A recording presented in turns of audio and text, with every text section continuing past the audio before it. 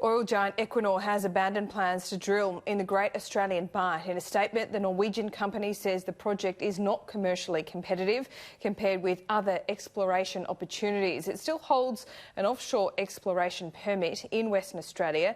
Equinor is the third major fossil fuel producer to scrap drilling in the Bight following BP's exit in 2016 and Chevron in 2017. Joining me now live is National Senator Matt Canavan. What do you think of this announcement, Matt Canavan? Well, look, Laura, it's very disappointing and disheartening for our nation. Our nation's oil security has declined in the past couple of decades, principally because the areas where we used to produce oil are getting to their end of life. So over the last 20 years, the Bass Strait has basically been removed as an oil-producing province, as has the North West Shelf is starting to decline. And so that has meant that 20 years ago, we produced enough raw petroleum in Australia to meet all our needs. We're 100% self-sufficient and had been for decades. Since that time, since September 11, the geopolitical changes we've seen in our region, we are now down to less than half of our oil needs, our raw petroleum needs in production here in Australia. And that's a risk, and that's why I think we should be trying to find more oil.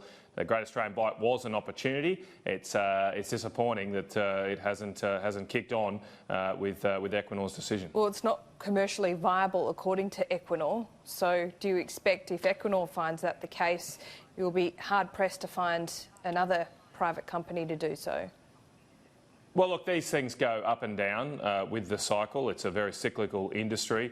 Over the past 2 years, we've seen enormous changes to particularly gas markets in the world as the US has become, a very large, gone from being a very large net importer of gas and other energy to being a net exporter of energy, and that has pushed downward pressure on gas prices, so obviously made these frontier type investments, which are very risky. As an exploration initiative, it costs about $60 million a well, and there's a very high chance, even if there is oil in the basin, you might drill in the wrong location. Well, if it's not commercially viable though, is this a sign that more big companies like BHP, like Equinor, are looking at other energy sources rather than those traditional fossil fuels? Well, no, not in terms. Oil use is continuing to grow and grow strongly. Obviously, we've got a situation with the coronavirus right now in all markets, but oil demand is still very, very strong. But as I said, what has changed in the world is the fact that the US now is a massive. It's not just a gas producer; it's also become a huge domestic oil producer in the US, thanks to the shale revolution. So that supply change obviously changed the economics elsewhere. So is there a role for government here? The question for us as a nation. Yeah, that's what I was coming to. The question for us is, while that world market situation delivers certain outcomes, they may not be consistent with our national security. I think there's an initiative here and an importance for us to try and be as close to self-sufficient as we can, and so perhaps we need to have a look at how we can promote the continuing production development of oil in Australia so we can keep Australians and the Australian security in terms of our fuel security high. You've obviously got some ideas, Matt Canavan. What does government involvement look like? Well, look, we already do a number of early exploration type activities.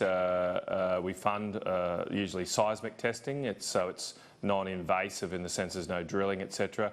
That tries to help build a knowledge base of our resource in offshore areas.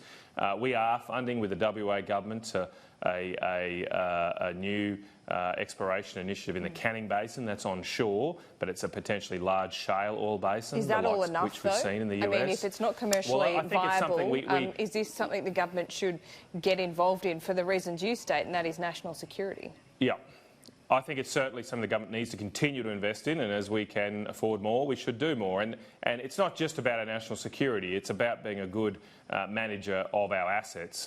Where the people own the resources here, and whether it's oil, gold, copper, whatever, we should try and build the knowledge base of those resources so that we attract investment in them. Just as if you own a property, you put a paint on the exterior of the house, you're trying to attract investment. Building up knowledge on our resources and oil and gas and other minerals is important to attract investment to Australia and continue strong production in our oil and gas and minerals industries. If I could quickly get to your favourite topic being climate change and emissions reduction. The Farmers Federation has had a policy since 2018 of carbon neutrality by 2030. Is that something you think is a good idea? I think the NFF are off on a limb here, and they're just. I sometimes shake my head at the NFF, and I'm not here to support the large political ag businesses or big business. I hear big business quite a lot. Well, I'm not here to represent them. I'm here to represent often average mum and dad farmers who just want to make a go of it. That we see from the CSIRO report that the Labor Party are obsessed with quoting, but I don't know if they've read. In that report, the CSIRO says that if we are to proceed to net zero emission, there'll be a substantial decline in agricultural production. That's because you've got to convert a whole lot of farmland to forestry to offset the continued use of fossil fuels that will exist in our cities. But also, doesn't it also talk about the long-term impact of that actually being a net gain for the agriculture industry as well, and tens of billions of dollars more?